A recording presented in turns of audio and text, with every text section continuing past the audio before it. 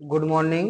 एक बार फिर से आप सभी का बहुत बहुत स्वागत है आपके अपने YouTube channel MIA computer institute में। तो फ्रेंड्स, आज की इस चैप्टर वाइज सीरीज की क्लास में हम डिस्कस करने वाले हैं chapter number 9 cyber security future skills से रिलेटेड कुछ इंपोर्टेंट क्वेश्चन। यह चैप्टर नंबर 9 का पार्ट नंबर 1 है, जिसमें हम 30 इंपोर्टेंट क्वेश्चन सॉल्व करेंगे। तो बने रहिए शुरू से लेकर आखिर तक हमारे साथ। शुरू करते हैं आज का क्लास। आज का पहला क्वेश्चन है, वे वरिष्ठ स्तर के कारपोरेट कर्मचारी हैं जिनकी सुरक्षित नेटवर्क या सुरक्षा संरचनाओं को बनाने और डिजाइन करने की भूमिका और जिम्मेदारी होती है। Option A IT security officer, option B ethical hackers, option C security architect, option D chief technical officer. तो वे वरिष्ठ स्तर के कारपोरेट कर्मचारी हैं जिनकी सुरक्षित नेटवर्क या सुरक्षा संरचनाओं को बनाने और डिजाइन करने की भूमिका और जिम्मेदारी होती है। वो कौन है? Security architect. Option C is the right answer. चलिए आगे पढ़ते हैं। क्वेश्चन नंबर 2, एक हैकर प्रॉक्सी सर्वर का उपयोग क्यों करेगा? Why would a hacker use a copy proxy server? लक्ष्य के साथ एक मजबूत संबंध बनाने के लिए, रिमोट एक्सेस कनेक्शन प्राप्त करने के लिए, नेटवर्क पर दुर्भावपूर्ण गतिविधि को छिपाने के लिए, नेटवर्क पर एक घोस्ट सर्वर बनाने के लिए। तो जो एक हैकर होता है वो क्या करता है? प्रॉक्सी सर्वर का उपयोग करता है। क्यों करता है? क्योंकि वो कहीं ना कहीं चोर होते हैं, ऐसा वैसा काम करते हैं। तो उस पर क्या होता है कि वह प्रॉक्सी सर्वर यूज करने के बाद में जो उसकी दुर्भावपूर्ण गतिविधि होती है, यानी कि जिसे मैलिशियस एक्टिविटी बोलते हैं, तो उनको छुपाने के लिए, यानी कि अपनी आइडेंटिटी को छुपाने के लिए प्रॉक्सी सर्वर का उपयोग करते हैं। और हैकर 3 प्रकार के होते हैं। कौन कौन से? व्हाइट हैकर, ब्लैक हैकर और ग्रे हैकर। व्हाइट हैकर जिन्हें कंपनी में हायर किया जाता है, वो सिस्टम को हैक करके रखते हैं। अगर उसमें कोई प्रॉब्लम आता है, कोई इशू आता है, तो वो उसको फटाफट सॉल्व करने का काम करते हैं। ब्लैक हैकर क्या करते हैं? डेटा को कहीं ना कहीं चोरी करने का काम करते हैं। ग्रे हैकर ब्लैक और व्हाइट दोनों का काम करते हैं, उन्हें ग्रे हैकर बोला जाता है। तो option C is the right answer. Question number 3, IDS instruction detection system का उपयोग करते समय क्या सुरक्षा व्यापार होता है? अनुमति में परिवर्तन, लॉगिन विफलता, प्रदर्शन में गिरावट, विशेषाधिकार में बदलाव। तो IDS का उपयोग करते समय क्या सुरक्षा व्यापार होता है? तो परफॉर्मेंस डिग्रेडेशन, यानी कि प्रदर्शन में गिरावट। Option C is the right answer. Question number 4, robot sensor से रोबोट नियंत्रकों को भेजी जाने वाली जानकारी का नाम क्या है? What is the name information send from robot sensors to robot? संकेत, उत्पादन, दबाव, प्रतिक्रिया, फीडबैक। तो रोबोट सेंसर से रोबोट नियंत्रकों को भेजी जाने वाली जानकारी का नाम फीडबैक है, यानी कि प्रतिक्रिया। Option D is the right answer. Question number 5, एक बार जब आप उपयुक्त प्रोग्राम को लोड करते हैं तो आवश्यक डेटा प्रदान करते हैं, तो कंप्यूटर को मानव हस्तक्षेप की आवश्यकता नहीं होती है। इस सुविधा को किसके रूप में जाना जाता है? चंचलता, विश्वसनीयता, स्वचालित, शुद्धता। तो ऑप्शन हो जाएगा हमारा सी, ऑटोमेटिक, स्वचालित। Option C is the right answer. Question number 6, encryption तकनीक एक नेटवर्क के किसको बेहतर बनाती है? प्रदर्शन को, लंबी उम्र को, विश्वसनीयता को, सुरक्षा को। एन्क्रिप्शन तकनीक होती क्या है? जैसे आपने एक नाम लिखा सोनू, SONU, तो वहां एस के स्थान पे कुछ और लिख दिया आपने, ओ के स्थान पे कुछ और, एन के स्थान पे कुछ और, यू के स्थान पे कुछ और। तो ऐसे ही जो आप जहां पर सिक्योरिटी प्रदान करते हैं, यानी कि सोनू के जो कैरेक्टर है उसमें बदलाव कर देते हैं, तो उसे हम एन्क्रिप्शन टेक्निक बोलते हैं। तो वो क्या करती है, हमारी सिक्योरिटी को बढ़ाती है। Option D is the right answer, सुरक्षा। सेट कहलाता है, यानी कि सेट का फुल फॉर्म बताना है आपको। System engineering transfer, secure, electronic transaction, safe electronic transaction, selective electric transfer. तो सेट का फुल फॉर्म क्या होता है, secure electronic transaction. Option B is the right answer. Question number 8,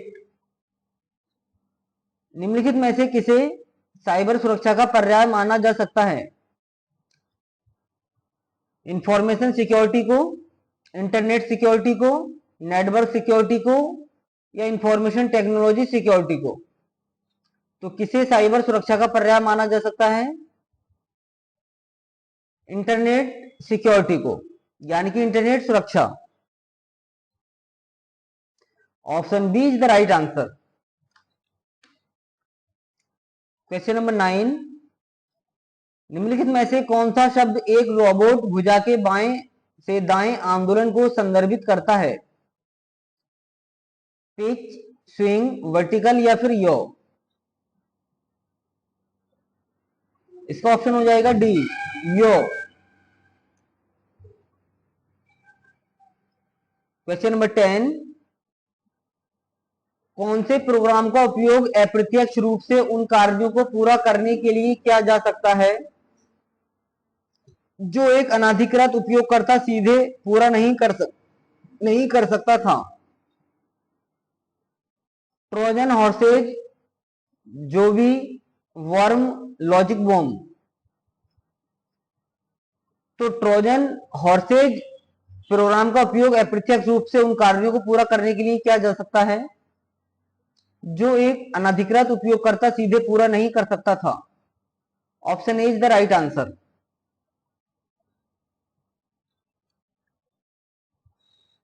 question number 11, goals of artificial intelligence, यानी कि artificial intelligence के लक्ष्य क्या हैं? तो इसके लक्षण ऑटोमेशन भी होता है, एक्सपर्ट सिस्टम बनाएं ये भी होता है, मशीनों में ह्यूमन इंटेलिजेंस लागू करें ये भी होता है। तो सभी, यानी कि option B is the right answer, all of the options.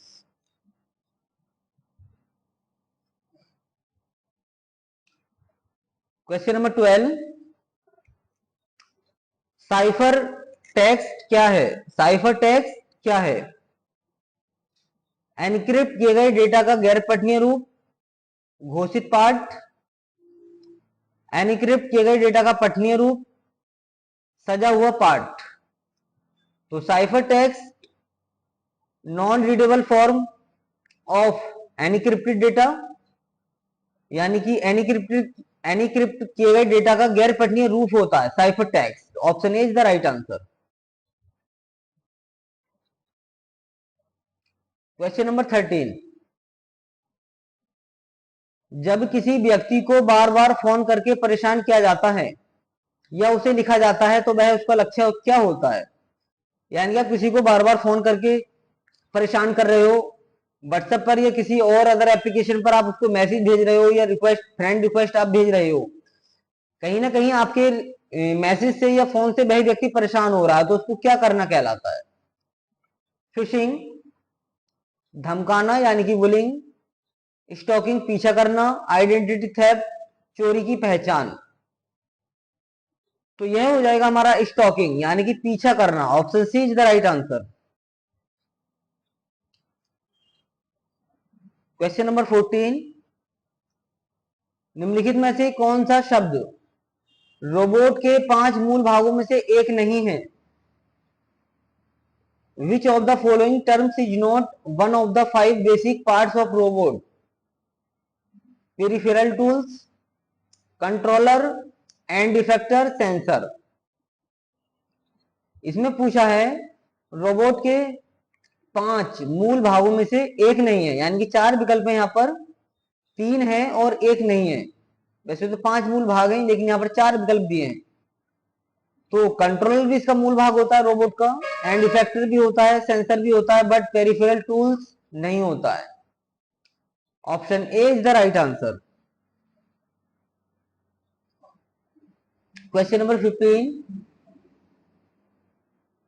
Cryptography में सिफर क्या है? सिफर क्या है क्रिप्टोग्राफी में?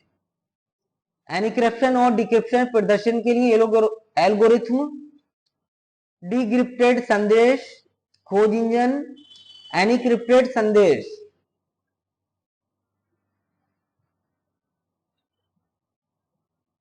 तो क्रिप्टोग्राफी में सिफर एनक्रिप्टेड संदेश होता है। Option D is the right answer.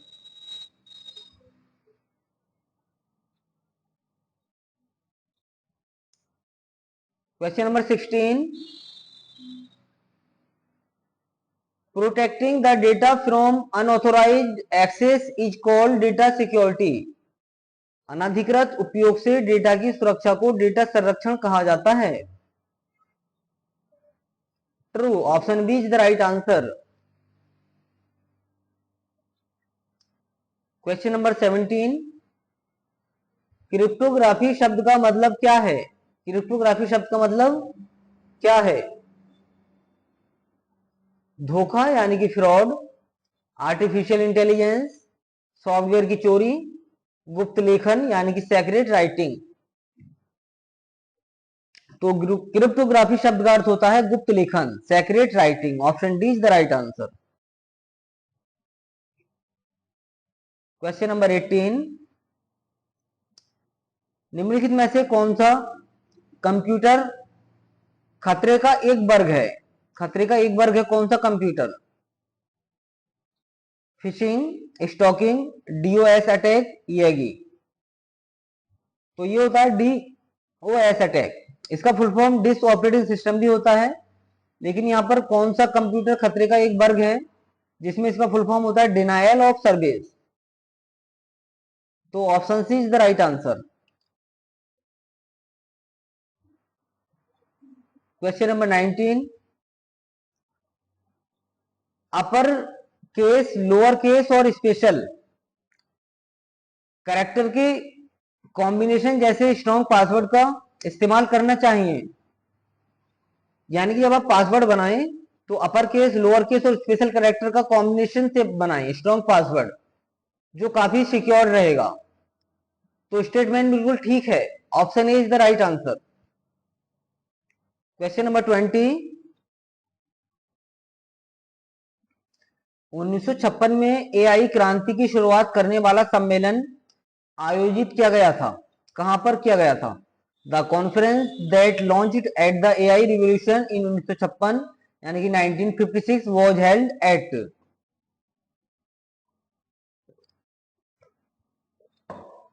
Stanford, Dartmouth, New York, Harvard.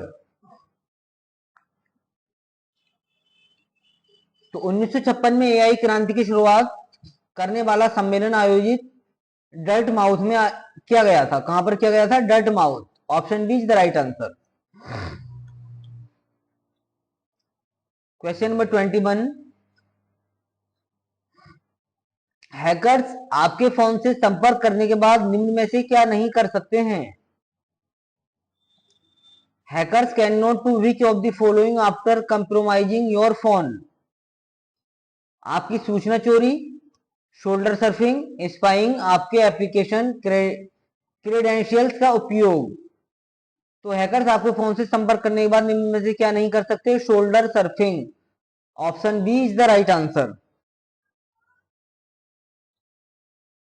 Question number 22, प्रमाणीकरण में निम्नलिखित में से कौन सी कम से कम सुरक्षित विधि है? विच of the following is least method of authentication? Fingerprint, retina pattern, password, की कार्ड। तो प्रमाणीकरण में निम्नलिखित में से कौन सी कम से कम सुरक्षित है? फिंगरप्रिंट काफी सुरक्षित होती है, रेटिना पासवर्ड भी काफी सुरक्षित होती है, की कार्ड भी काफी सुरक्षित होता है, पासवर्ड भी हमारा सुरक्षित होता है। बट इन तीनों की अपेक्षा फिंगर रेटिना और की कार्ड की अपेक्षा पासवर्ड कम सिक्योर होता है, क्योंकि पासवर्ड को कहीं ना कहीं मैच करके खोला जा सकता है।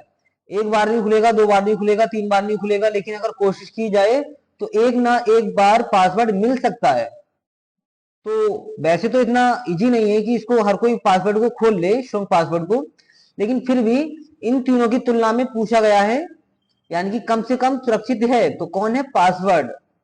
Option C is the right answer. Question number 23, इनमें से कौन सा स्कूल आर्टिफिशियल इंटेलिजेंस रिसर्च में शुरुआती लीडर्स में से नहीं था? ऑप्शन ए डार्ट माउथ विश्वविद्यालय, स्टैनफोर्ड विश्वविद्यालय, मैसाचुसेट्स प्रौद्योगिक संस्थान, हार्वर्ड विश्वविद्यालय। तो कौन सा स्कूल आर्टिफिशियल इंटेलिजेंस रिसर्च में शुरुआती लीडर्स में से नहीं था? Option D is the right answer.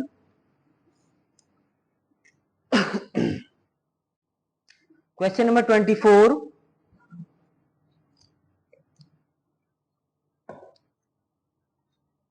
एक कंपनी में प्रत्येक कर्मचारी को दिन के अंत में अपने कंप्यूटर को बंद करने की आवश्यकता होती है। यह नियम नेटवर्क की किस चीज को प्रभावित करेगा?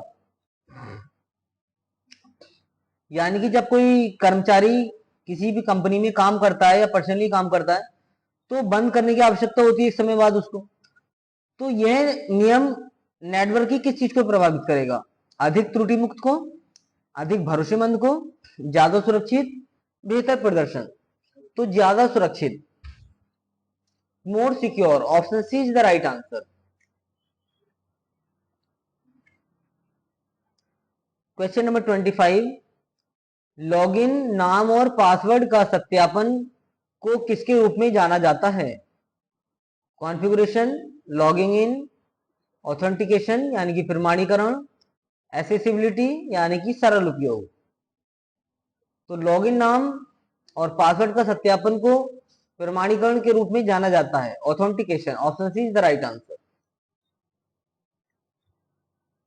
क्वेश्चन नंबर 26, किसी उपकरण को एक छोटा सा बुद्धिमान उपकरण इसलिए कहा जाता है क्योंकि इसमें शामिल है sensor, computer, programmable, micro computer. तो इसमें सेंसर होता है। क्या होता है? Sensor. Option A is the right answer. Question number 27, भविष्य के कौशल का मुख्य लक्ष्य क्या है? What is the main goal of future skills? कुशलता वृद्धि, मानव नियंत्रण, जटिलता बढ़ाएं, जटिलता। तो भविष्य के कौशल का मुख्य लक्षण क्या है?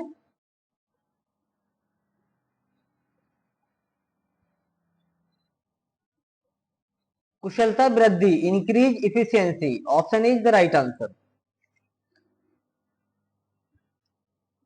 क्वेश्चन नंबर 28, स्मार्टफोन को कैसे सुरक्षित कर सकते हैं? We can secure access to a smartphone by fingerprint scanner, pattern, pin, all of the option. तो स्मार्टफोन को कैसे सुरक्षित कर सकते हैं? फिंगरप्रिंट स्कैनर के द्वारा भी, पैटर्न के द्वारा भी, पिन के द्वारा भी। इसलिए हो जाएगा option D, all of the option. Question number 29, phishing email नकली ईमेल है जो वैध स्रोतों से आते प्रतीत होते हैं। काफी इंपोर्टेंट क्वेश्चन है। तो फिशिंग ईमेल क्या है? यानी कि नकली ईमेल होता है और ऐसा लगता है कि ये बिल्कुल वैध स्रोतों से आ रहे हैं, यानी कि बिल्कुल जो जहां से भी आ रहे हैं तो ये बिल्कुल हमारे वैध होंगे, यानी कि वैलिड होंगे, यानी कि लीगल तरीके से होंगे।